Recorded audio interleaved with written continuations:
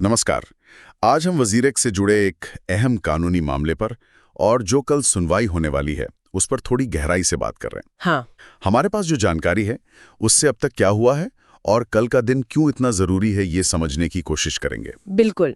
और हमारा मकसद यहाँ सिर्फ खबर देना नहीं है, बल्कि ये समझना है कि प्रवर्तन निदेशालय मतलब ईडी की वज़ीर-ए के खिलाफ जो ये जांच चल रही है, ये असल में है क्या, इसमें क्या पेंच हैं, और कल जो अदालत में सुनवाई है वो खासकर क्रिप्टो निवेशकों और यूजर्स के लिए इतनी मायने क्यों रखती है। सही बात है। तो चलिए एकदम शुरू से शुरू करते हैं। वज़ीर-ए जो भारत के बड़े क्रिप्टो एक्सचेंजों में से एक है, वो ईडी की नज़र में आया क्यों? मतलब दिक्कत कहाँ से शुरू हुई? देखिए, मामला तो काफी गंभीर है। ईडी ने वज़ीर-ए पर आप कह सकते हैं 2 मुख्य आरोप लगाए हैं। अच्छा।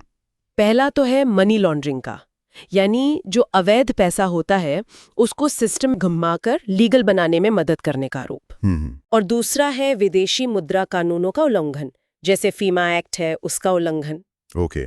ईडी को लगता है कि कुछ शेल कंपनीज मतलब फर्जी कंपनियों ने वज़ीर-ए का इस्तेमाल करके करोड़ों रुपए देश से बाहर भेजे हैं। अच्छा, तो ये सिर्फ आरोप नहीं है, ईडी ने कुछ एक्शन भी लिया है इस पर। पिछले साल कुछ खबरें आई थीं। हाँ, बिल्कुल एक्शन लिया है।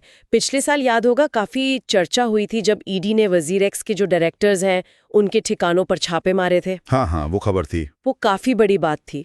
और उससे भी आगे बढ़कर ईडी ने जांच के दौरान वज़ीर-ए के बैंक खाते जिनमें करीब 64 करोड़ रुपए थे, उनको टेम्पररी तौर पर फ्रीज भी कर दिया था। 64 करोड़? ये तो किसी भी चलते हुए बिजनेस के लिए, खासकर जो पैसों के लेन देन से जुड़ा हो, बहुत बड़ी बात है। बहुत बड़ी बात है, बिल्कुल। लेकिन वज़ीर-ए का क्या कहना है इस सब पर? उनका भी तो कोई पक्ष होगा। हाँ, जरूर। वज़ीर-ए तो लगातार यही कह रहा है कि भाई उनकी कंपनी भारत के सारे कानूनों का पूरी तरह पालन करती है। उनका ये भी दावा है कि उन्होंने जांच में ईडी को हमेशा पूरा सहयोग दिया है, जो भी जानकारी मांगी गई वो उन्होंने दी है। अच्छा। और वो ये भी कहते हैं कि उनके पास अपने इंटरनल सिस्टम्स हैं, प्रक्रियाएं हैं जिनसे वो संदिग्ध लेन देन को रोकने की कोशिश करते हैं। ठीक है, तो एक तरफ ईडी के आरोप और कार्रवाई, दूसरी तरफ वज़ीर-ए का अपना बचाव। अब आते हैं मुद्दे पर कल की सुनवाई।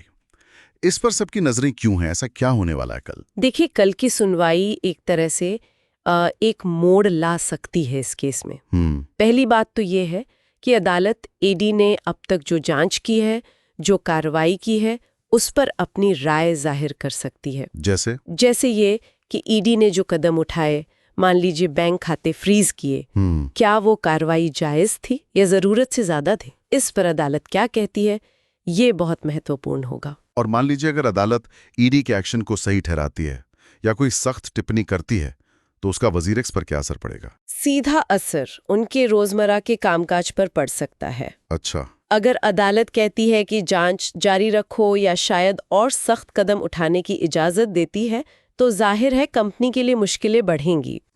और इसके उलट अगर अदालत वज़ीर-ए को किसी तरह की राहत दे देती है, मान लीजिए कहती है कि फ्रीज किए गए खातों को पूरी तरह खोल दिया जाए, तो ये उनके लिए एक बड़ी जीत होगी। हाँ, ये तो है। और इसीलिए सुनवाई सिर्फ कंपनी के लिए नहीं बल्कि उन लाखों यूजर्स के लिए भी अहम है जिनका पैसा, जिनका भरोसा इस एक्सचेंज से जुड़ा हुआ है। सही कहा। तो इसका मतलब ये हुआ कि कल हमें कुछ बड़े सवालों के जवाब मिल सकते हैं। क्या सवाल हो सकते हैं वो? सबसे बड़ा सवाल तो शायद यही है कि अदालत का रुख क्या रहता है। क्या वो ईडी की जांच के तरीकों से सहमत होगी? दूसरा, क्या वज़ीर-ए को कोई फौरी राहत मिलने की उम्मीद है, खासकर वो जो फंड्स फ्रीज हुए हैं उनके बारे में? हाँ, वो 64 करोड़ वाली बात। बिल्कुल।